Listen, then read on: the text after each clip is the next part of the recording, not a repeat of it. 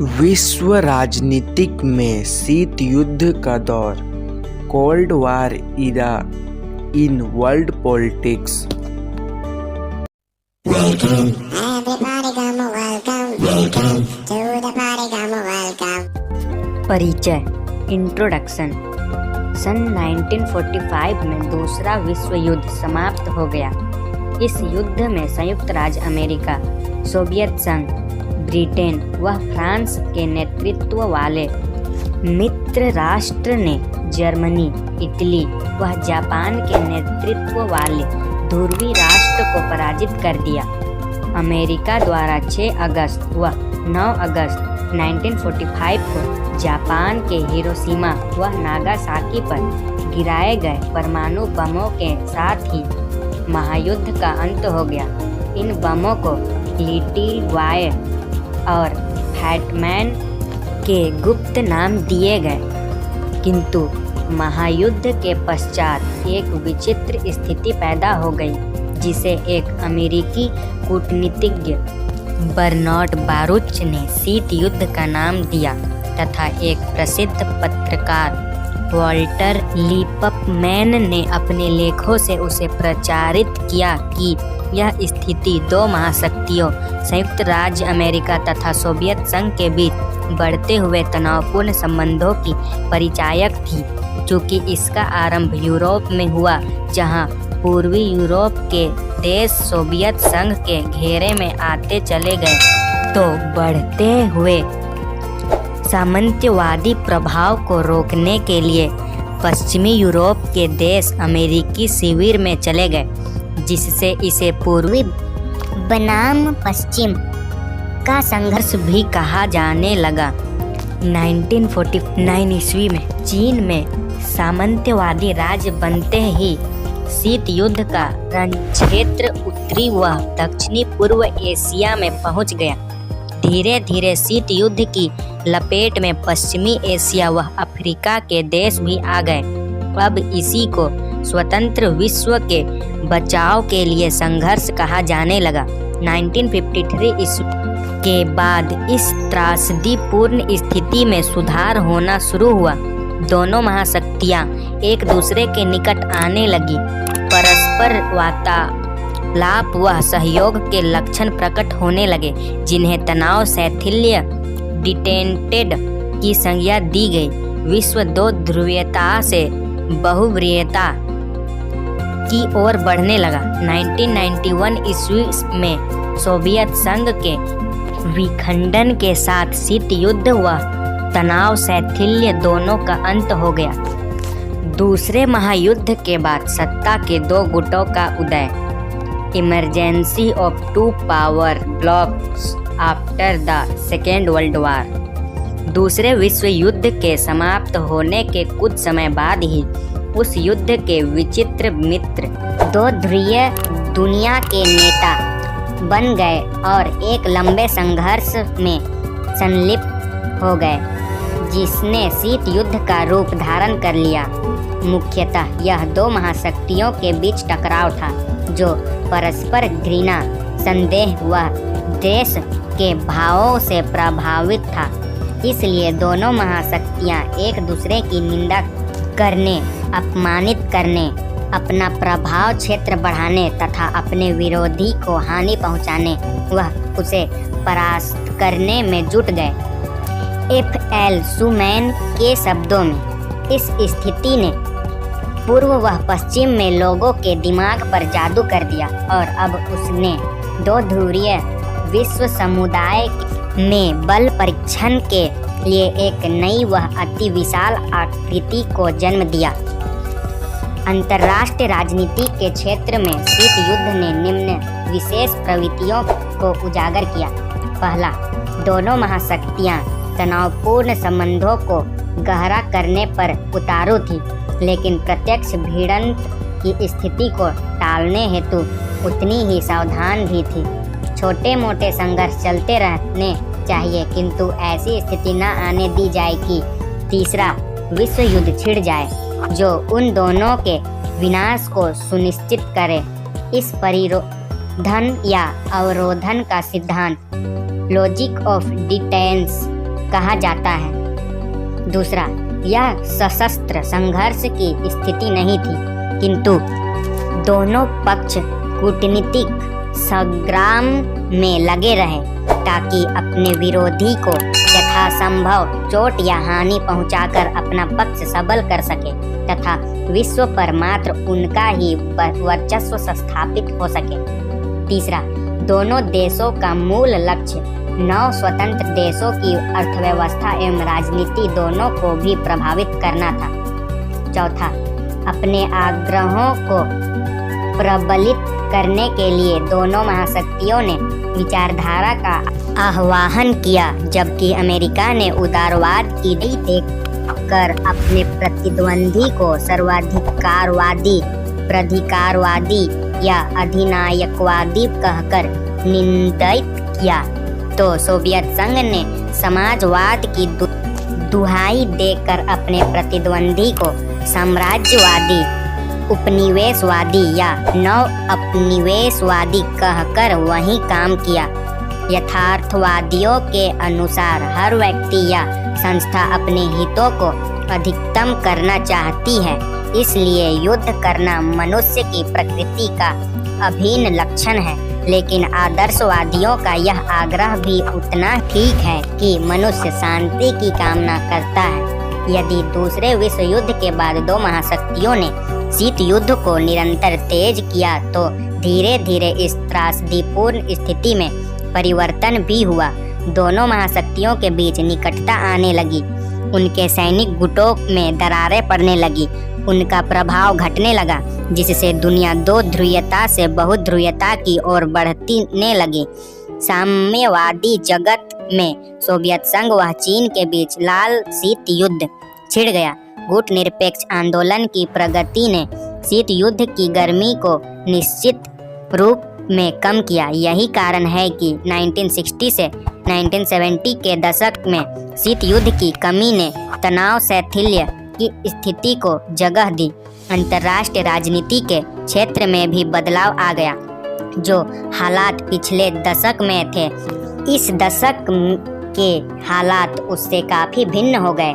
यह क्रम चलता रहा कि आगामी दशकों में शीत युद्ध का निरंतर कटाव अनंत उसके अंत का कारण बन गया।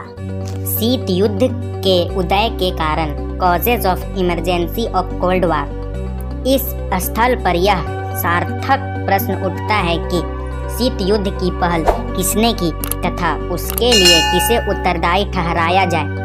इस संबंध में दो विरोधी मत हैं, कट्टरपंथी व संशोधनवादी। पहला, कट्टरपंथी मत, सोवियत संघ का उत्तरदायी होना। कट्टरपंथियों अर्थात अमेरिका व उनके सहयोगियों के अनुसार यह अब सोवियत संघ रूस के गलत कार्य से हुआ और उसी को उत्तरदायी ठहराया जाना चाहिए। उनकी मुख्य आपत्तियां अग्र प्रकार हैं। पहला, याल्टा समझौतों का निर्धारण।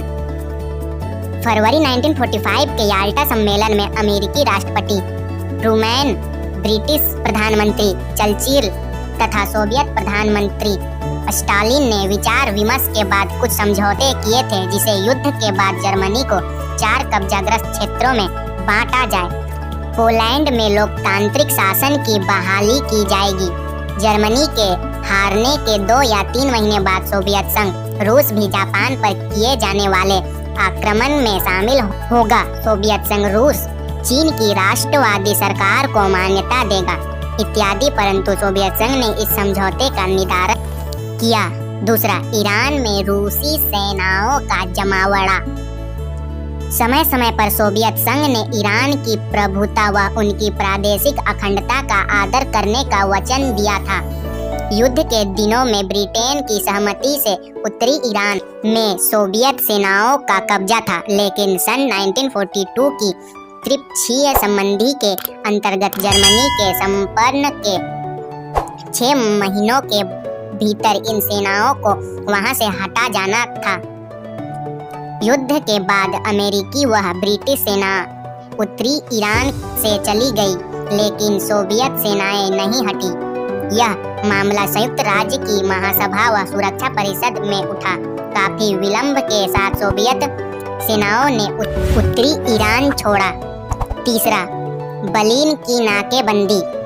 पोट्सडैम सम्मेलन में यह तय किया गया था कि जर्मनी के लोगों के मानव अधिकारों को सुरक्षित रखा जाएगा। फिर भी बहुत से जर्मन लोगों को पकड़कर सोवियत संघ लाया गया, यह शिविरों में बंद कर दिया गया।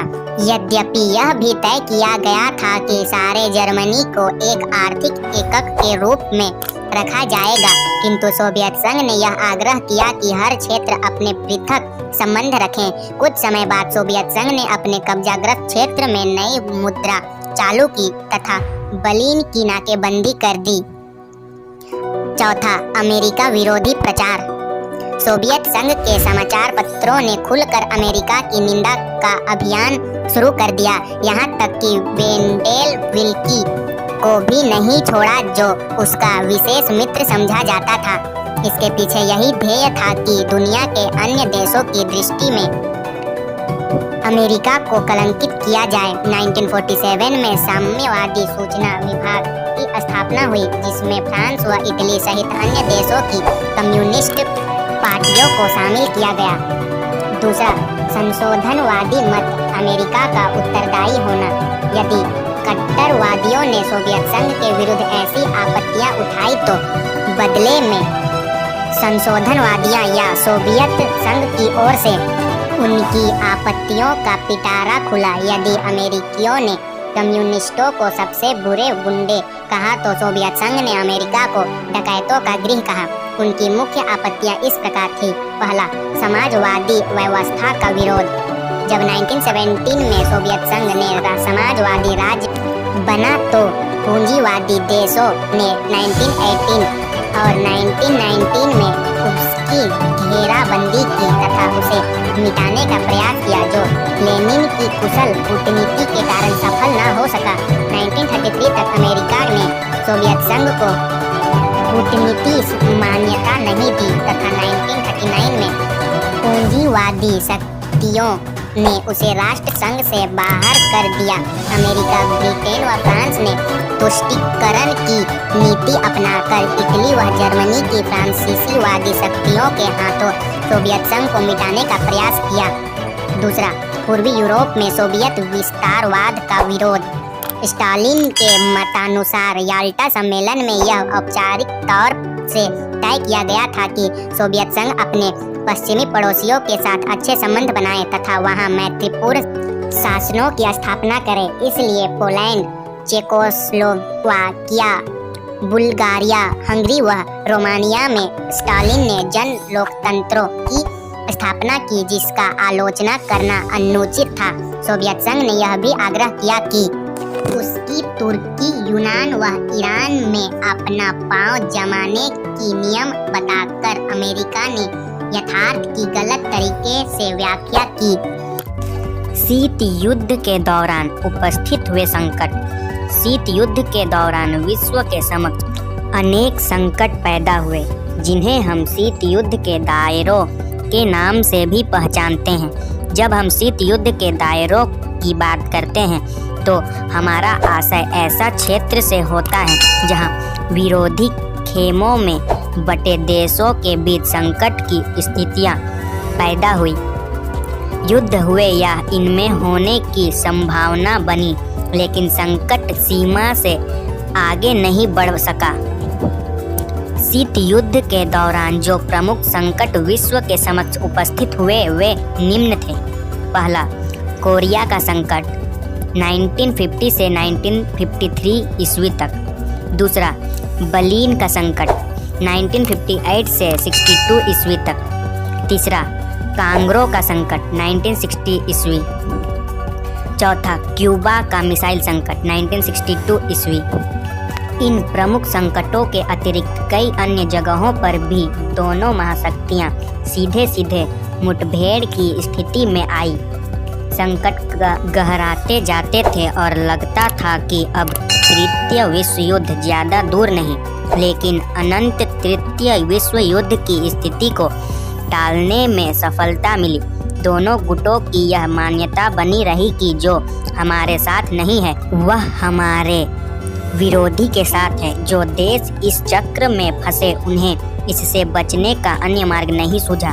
जो गुट निरपेक्ष आंदोलन के रूप में उभरा, दूसरे कुछ अंतरालों के बाद ज्वार के बार बार चढ़ने उतरने का सिलसिला भी चलता रहा, जिसने भिड़ंत के साथ सहयोग या मतभेद के मध्य समायोजन का परिचय दिया। अंतर्राष्ट्रीय स्तर पर यह कभी खुशी कभी गम का परिदृश्य बन गया।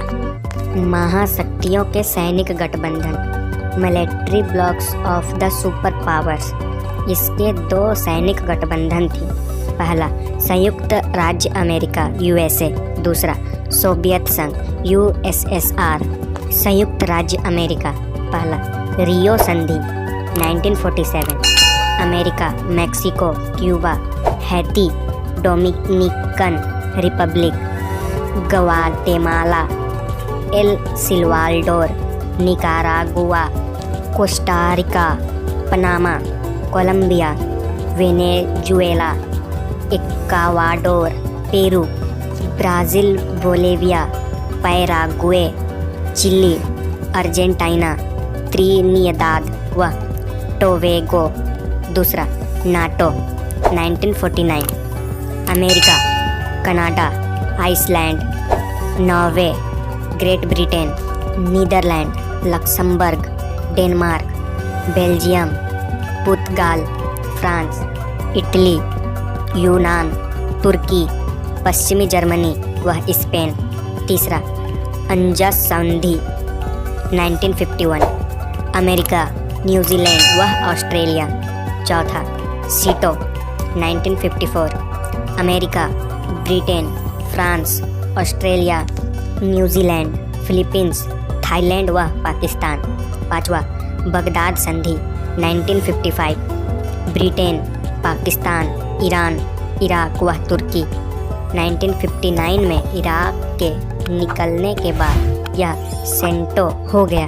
छठा द्वीपक्षीय सुरक्षा संधियां, जापान व ताइवान के साथ 1950, फिलीपींस के साथ 1951, दक्षिण कोरिया के साथ 1953, दक्षिणी वियतनाम के साथ 1955। दूसरा सोवियत संघ यूएसएसआर। पहला वारसा संधि 1955। सोवियत संघ Poland, Hungary, Romania, Bulgaria, Czechoslovakia, Albania व पूर्वी जर्मनी। दूसरा द्विपक्षीय सुरक्षा संधियां, पोलैंड, हंगरी, रोमानिया, चेकोस्लोवाकिया व बुल्गारिया के साथ 1948, चीन के साथ 1950, उत्तरी कोरिया के साथ 1949, उत्तरी वियतनाम के साथ 1955। तनाव शैथिल्य के दौर की महत्वपूर्ण घटनाएं, मेजर इवेंट्स ऑफ द डिटेंट इरा। पहला वर्ष 1972। घटनाएं, अमेरिकी राष्ट्रपति निक्सन की चीन व सोवियत संघ की यात्रा, आर्थिक, सांस्कृतिक, राजनीतिक व वैज्ञानिक महत्व के समझौते पर हस्ताक्षर। दोनों महाशक्तियों ने एंटी बैलिस्टिक मिसाइल संधि पर हस्ताक्षर किए। दूसरा 1974। घटनाएं, दोनों महाशक्तियों ने सामरिक शस्त्र परिसीमन संधि पर हस्ताक्षर किए। इसे साल्ट वन भी कहते हैं। तीसरा वर्ष 1975। घटनाएं, हेलसिंकी में यूरोप की सुरक्षा व सहयोग के विषय पर सम्मेलन हुआ, जिसमें पश्चिमी व पूर्वी यूरोप के 33 राज्यों ने भाग लिया। अमेरिका व कनाडा ने भी भाग लिया। पूर्व पश्चिम विवाद की जगह यूरोप के देशों के बीच सहयोग का दौर शुरू हुआ। चौथा वर्ष 1980 से 88। ईरान इराक युद्ध में दोनों महाशक्तियों की तटस्थ भूमिका बनी रही। पांचवा वर्ष 1981 से 84। घटनाएं, अमेरिकी राष्ट्रपति रीगन का सोवियत विरोधी रुख तथा नक्षत्र युद्ध कार्यक्रम का चलना। छठा वर्ष 1985 से 89। घटनाएं, गोरवांचियों का नया सोच, तनाव शैथिल्य की स्थिति की पूर्ण स्थापना। 1988 में अफगानिस्तान से सोवियत सेनाएं हटी। 1987 में महाशक्तियों ने INF संधि पर हस्ताक्षर किए। 7वां वर्ष 1990 से 91 घटनाएं। पूर्वी यूरोप में साम्यवादी शासनों का शांतिपूर्ण तरीकों से अंत हुआ और जर्मनी का एकीकरण हुआ तथा खाड़ी युद्ध में सोवियत संघ का अमेरिकी प्रयासों को पूर्ण समर्थन मिलना, जिससे कुवैत की स्वतंत्रता बहाल हुई।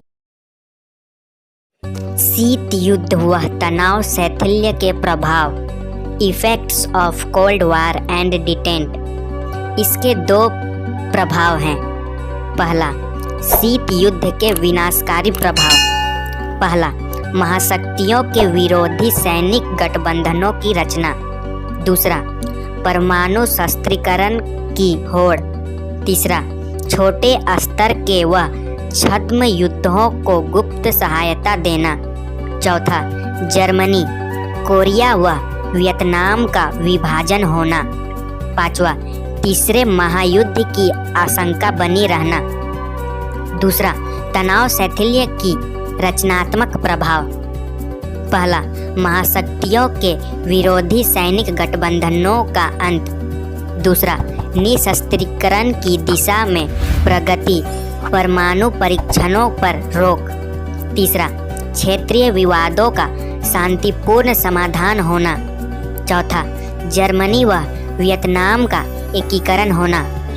पांचवा, तीसरे महायुद्ध की संभावना का अंत होना।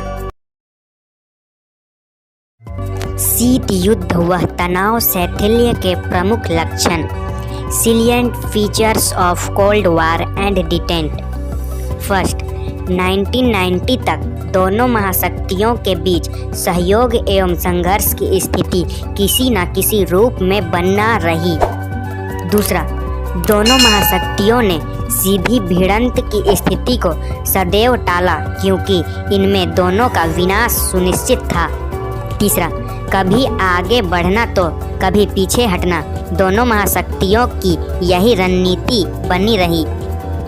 चौथा, लेकिन दोनों महाशक्तियाँ किसी न किसी रूप में छोटे स्तर के या छद्म युद्धों में संलिप्त रही ताकि उनकी शक्ति का परीक्षण होता रहे।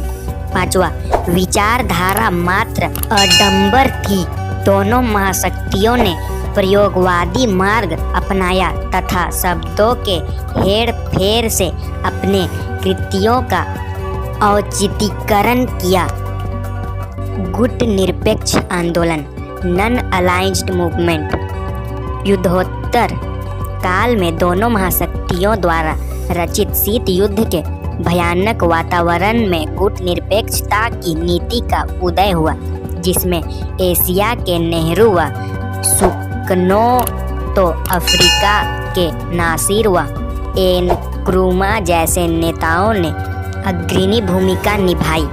युगोस्लाविया के टीटो भी इस गुट में जुड़ गए, अतः उन्हें भी इस आंदोलन के अग्रणी नेताओं में शामिल होने का श्रेय प्राप्त हुआ। इसीलिए इस विषय को एशियाई अफ्रीकी पुनरुत्थान के संदर्भ में देखा जाना चाहिए। 1947 के दिल्ली में होने वाले एशियाई संबंध सम्मेलन तथा 1949 में इंडोनेशिया को इच साम्राज्य से मुक्त कराने हेतु दिल्ली में संपन्न सम्मेलन ने आधारशिला तैयार की, जिस पर 1955 के बांडुंग सम्मेलन का भवन तैयार हुआ। प्रगति चलती रही, जिसने 1961 के बेलग्रेड सम्मेलन में अपना महत्वपूर्ण पक्ष रखा। गुट निरपेक्ष का अर्थ एवं विशेषताएं। Meaning and features of non aligned. ऊपरी तौर पर इसका अर्थ है महाशक्तियों के सैनिक गुटों से दूर रहना, लेकिन यह तटस्थता का पर्याय नहीं है। इसका वास्तविक उद्देश्य है दुनिया के सभी देशों के साथ अच्छे संबंध बनाए रखना तथा अंतर्राष्ट्रीय शांति व सुरक्षा में अपना पूर्ण सहयोग देना।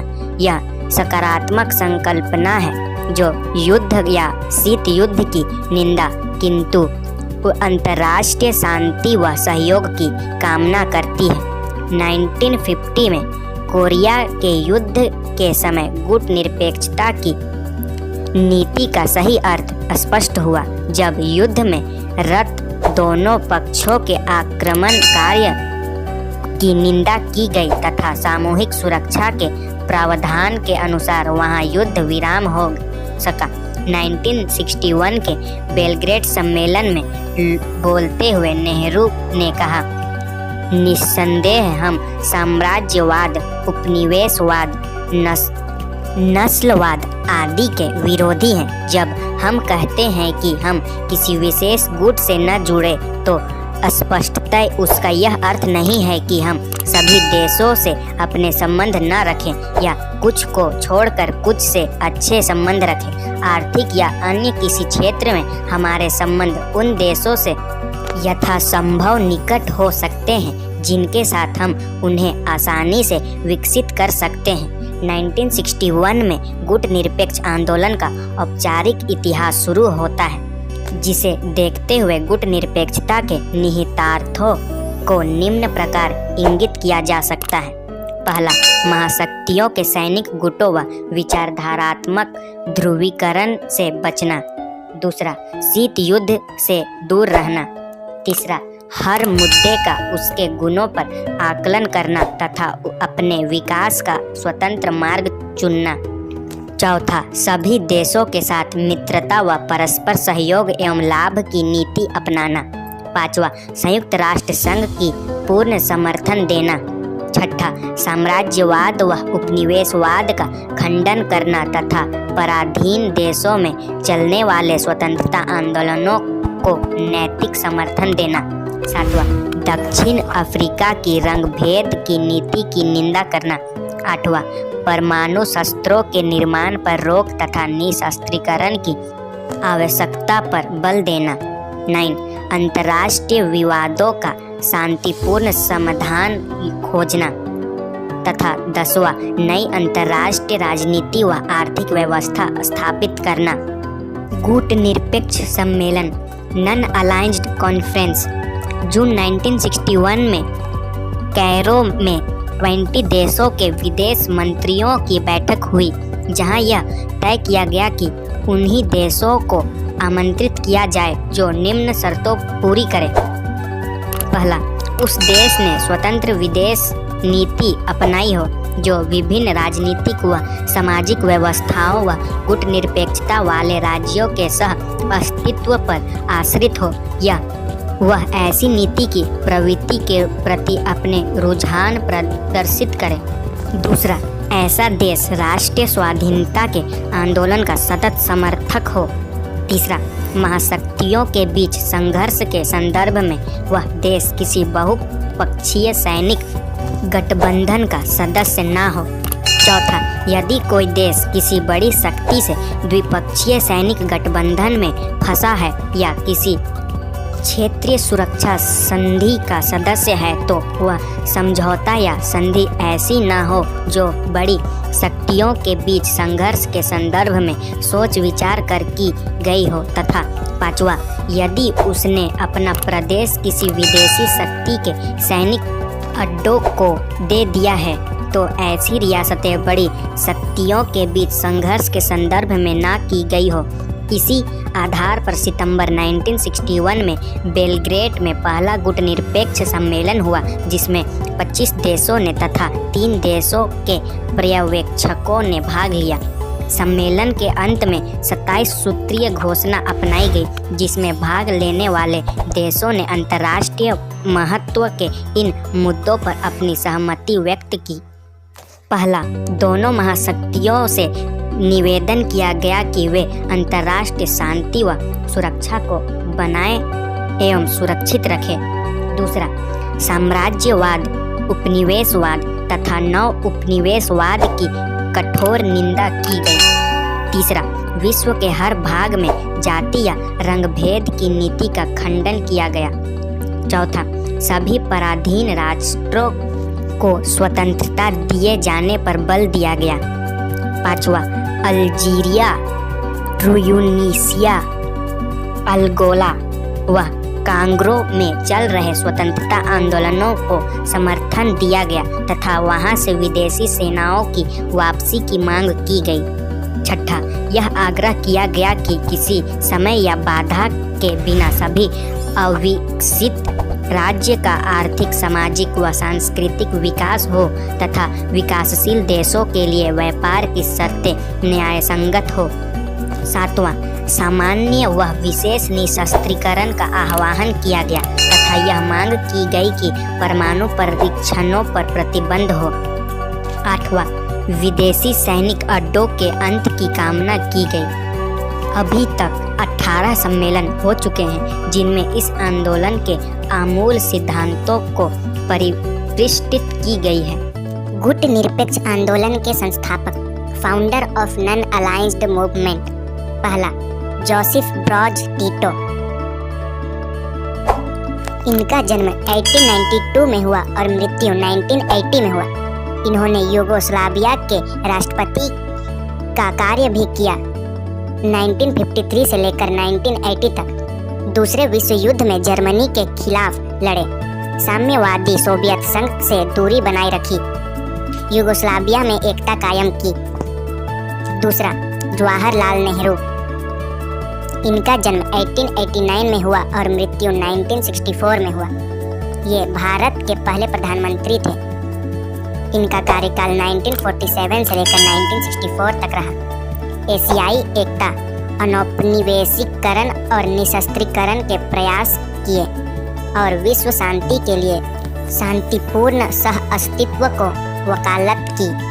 तीसरा, जमाल अब्दुल नासिर। इनका जन्म 1918 में हुआ और मृत्यु 1970 में। सन 1970 तक मिस्र के राष्ट्रपति रहे। अरब राष्ट्रवाद, समाजवाद और साम्राज्यवाद विरोध के लिए प्रतिबद्ध। स्वेज नहर का राष्ट्रीयकरण किया। इनकी वजह से सन 1956 में संघर्ष हुआ। चौथा, सुकर्नो। इनका जन्म 1901 में हुआ और मृत्यु 1970 में हुआ। ये इंडोनेशिया के पहले राष्ट्रपति रहे। इनका कार्यकाल 1949 से लेकर 1967 तक रहा। स्वतंत्रता संग्राम का नेतृत्व, समाजवाद और साम्राज्यवाद विरोध के लिए प्रतिबद्ध। बांडुंग सम्मेलन के आयोजक। सैनिक विद्रोह में तख्तापलट हुआ। गुट निरपेक्ष देशों के सम्मेलन, non alliance movement countries conference. पहला सम्मेलन वर्ष 1961, स्थान बेलग्रेड, देश यूगोस्लाविया। दूसरा सम्मेलन वर्ष 1964, स्थान कैरो, देश मिस्र। तीसरा सम्मेलन वर्ष 1970, स्थान लुसाका, देश जाविया।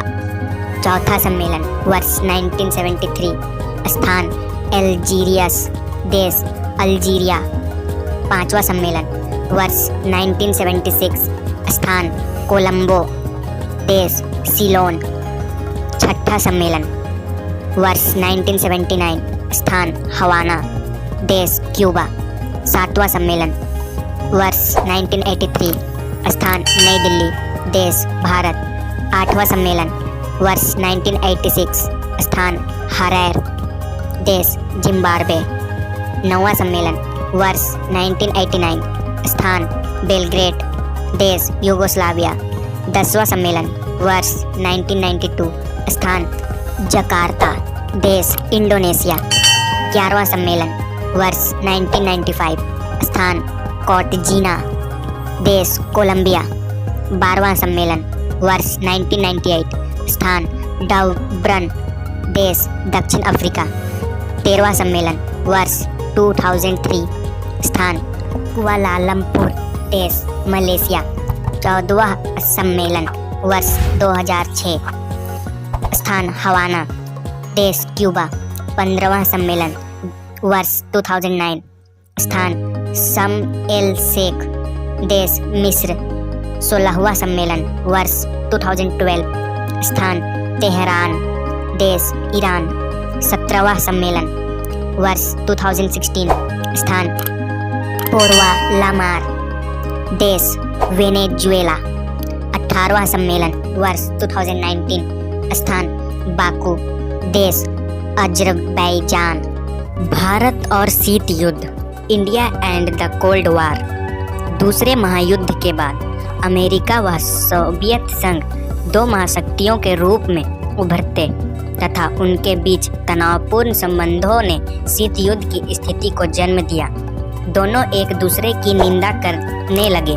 दोनों के बीच परस्पर घृणा, संदेह व द्वेष की प्रवृत्तियां उभरने लगी, जिस पर विचारधारा का आवरण डाला गया। यदि सोवियत प्रधानमंत्री स्टालिन ने समाजवाद की दुहाई देते हुए अन्य देशों में क्रांति का निर्यात, समाजवाद का विस्तार करने का प्रयास किया, तो अमेरिका के राष्ट्रपति ट्रूमैन ने उदारवाद या लोकतंत्र की दुहाई देते हुए लाल विस्तारवाद को रोकने का निश्चय किया। इसीलिए दोनों महाशक्तियों ने अपने सैनिक गुट बनाए तथा अन्य देशों को विशाल सैनिक व आर्थिक सहायता देकर अपने गुट में खींच लिया। 2 सितंबर 1946 को भारत ने अंतरिम सरकार की स्थापना हुई, जिसमें नेहरू ने विदेश मंत्री का पद संभाला। उस समय शीत युद्ध की लहर का सूत्रपात हो चुका था, अतः नेहरू ने तुरंत यह स्पष्ट कर दिया कि भारत ऐसे संघर्ष से दूर रहेगा, किंतु वह अंतर्राष्ट्रीय शांति व सुरक्षा के क्षेत्र में अपना योगदान करेगा। 7 सितंबर 1946 को अपने रेडियो वक्तव्य में उन्होंने कहा, यह सड़क के बीच की नीति नहीं है, यह सकारात्मक व रचनात्मक नीति है। जब हम कहते हैं कि हमारे विदेश नीति गुट निरपेक्षता की है, तो हमारा तात्पर्य दो विरोधी महाशक्तियों के सैनिक गुटों से दूर रहने की नीति है।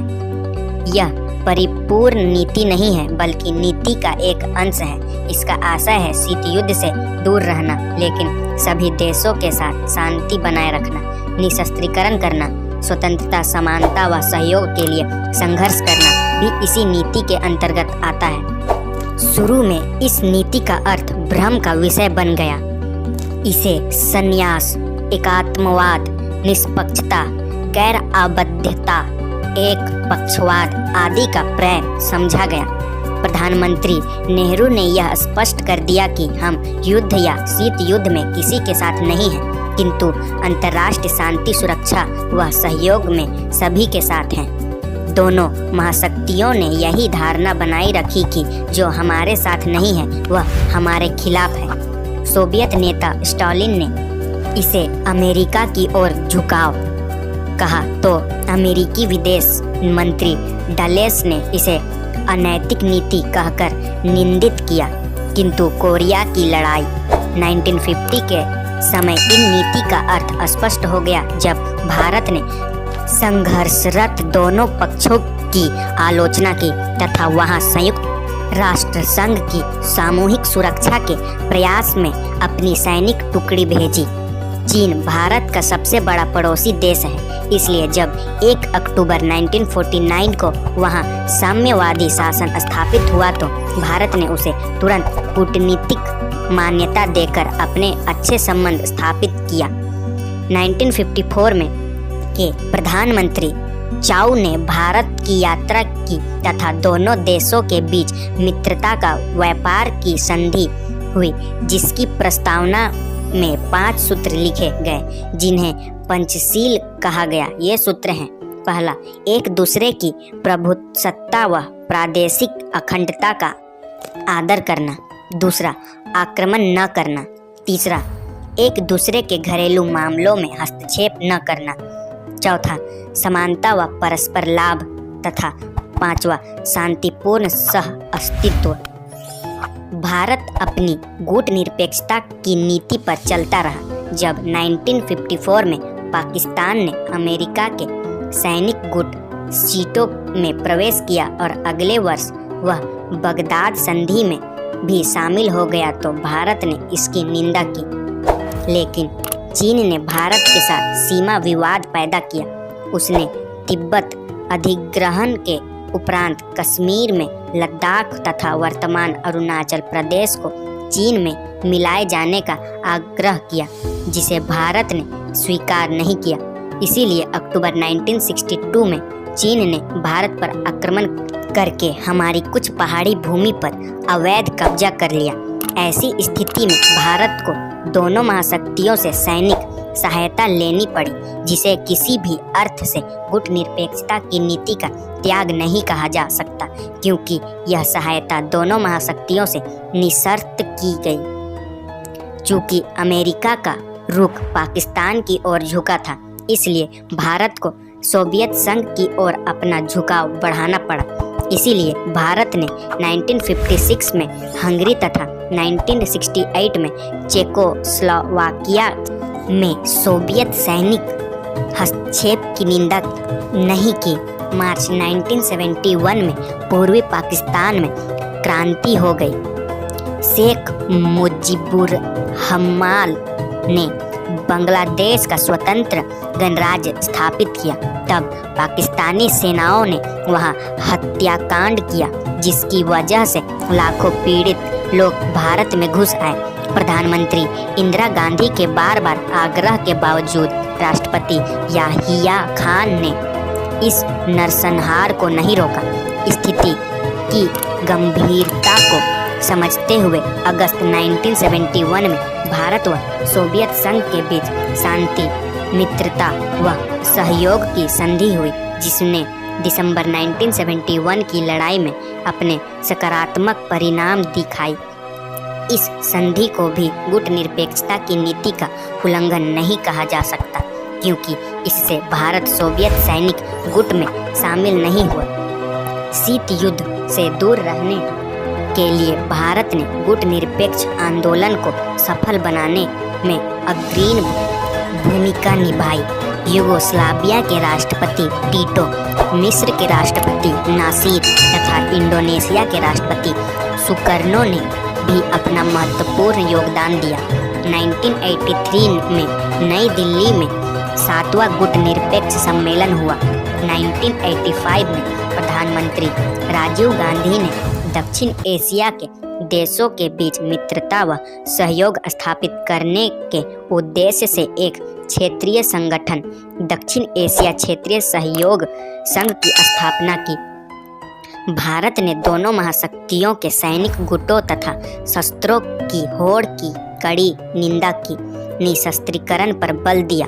इसीलिए भारत ने 1963 की पाक्षिक या सीमित परीक्षण प्रतिबंध संधि पर हस्ताक्षर किए, किंतु उसने 1970 की परमाणु अप्रसारण संधि पर हस्ताक्षर नहीं किए, क्योंकि यह विभेदनकारी है। केवल 5 बड़े देशों अमेरिका, ब्रिटेन, फ्रांस, चीन व रूस को परमाणु शक्ति बने रहने का पक्षधर है। अन्य कोई देश अपनी परमाणु शक्ति का विकास नहीं कर सकता, लेकिन भारत का यह आग्रह है कि शांतिपूर्ण या रचनात्मक कार्य के लिए परमाणु परीक्षणों पर कोई प्रतिबंध नहीं होना चाहिए। इसीलिए 1974 और 1998 में भारत ने पोखरण में सफल परमाणु परीक्षण करके अपने को परमाणु ऊर्जा संपत्ति देशों में शामिल कर लिया। शीत युद्ध से दूर रहने के लिए भारत ने गुटनिरपेक्षता का मार्ग चुना। इसका नकारात्मक पक्ष था कि महाशक्तियों के सैनिक गुटों से दूर रहा जाए। इसीलिए भारत किसी महाशक्ति के सैनिक गुट में शामिल नहीं हुआ तथा जब 1954 में पाकिस्तान अमेरिका की सीटों में शामिल हुआ तो भारत ने अपनी कड़ी आपत्ति दर्ज की। लेकिन कूटनिरपेक्षता की नीति का सकारात्मक पक्ष भी था कि दोनों महाशक्तियों से अच्छे संबंध बनाए रखे जाएं। इसीलिए भारत ने अमेरिका व सोवियत संघ से निकट संबंध बनाए रखे। यह दीगर बात है कि अमेरिका के पाकिस्तान की ओर झुकाव के कारण भारत को सोवियत संघ की ओर अपना झुकाव बढ़ाना पड़ा। भारत ने विश्व शांति के लिए अपना सहयोग दिया तथा दोनों महाशक्तियों के निशस्त्र वित्तीय सहायता भी ली। उदाहरण के लिए जब 1950 में कोरिया की लड़ाई रोकने हेतु सामूहिक सुरक्षा की कार्यवाही की गई तो भारत ने अपनी सैनिक टुकड़ी दी तथा जब 1962 में चीन ने भारत पर आक्रमण किया तो भारत ने दोनों महाशक्तियों से सैनिक सहायता प्राप्त की। इस संदर्भ में भारत की विदेश नीति के निम्न बिंदु उल्लेखनीय हैं। पहला, भारत ने दोनों महाशक्तियों के सैनिक गठबंधनों की निंदा की। दूसरा, भारत किसी महाशक्ति के सैनिक शिविर में शामिल नहीं हुआ। तीसरा, भारत ने शांति स्थापना के कार्य में सहयोग दिया। चौथा, भारत ने दोनों महाशक्तियों से अच्छे संबंध बनाए रखने का प्रयास किया। पांचवा, भारत ने महाशक्तियों के निःशर्त सहायता ली। संक्षेप में, भारत ने सदैव शीत युद्ध की निंदा की तथा अंतर्राष्ट्रीय शांति, सुरक्षा व सहयोग का समर्थन किया। धीरे धीरे इस नीति के निहितार्थ स्पष्ट हुए, जिससे भारत को विश्व में अपनी महत्वपूर्ण पहचान बनाने का अवसर मिला। 1991 में शीत युद्ध का अंत हो गया, किंतु अभी भी गुटनिरपेक्षता उसकी विदेश नीति का आधार स्तंभ है। यह कहा जाता है कि जब महाशक्तियों के सैनिक गुट इतिहास के पन्नों में चले गए तो गुटनिरपेक्षता का पदबंध ही अप्रासंगिक हो गया। ऐसा विचार गलत है। इस नीति का मूल ध्येय एक नई अंतर्राष्ट्रीय राजनीतिक व आर्थिक व्यवस्था लाना है, जो अस्थायी शांति, सुरक्षा व सहयोग के सपने को साकार करे। अतः जब तक यह ध्येय सिद्ध नहीं होता, गुटनिरपेक्षता की प्रासंगिकता बनी रही। धन्यवाद।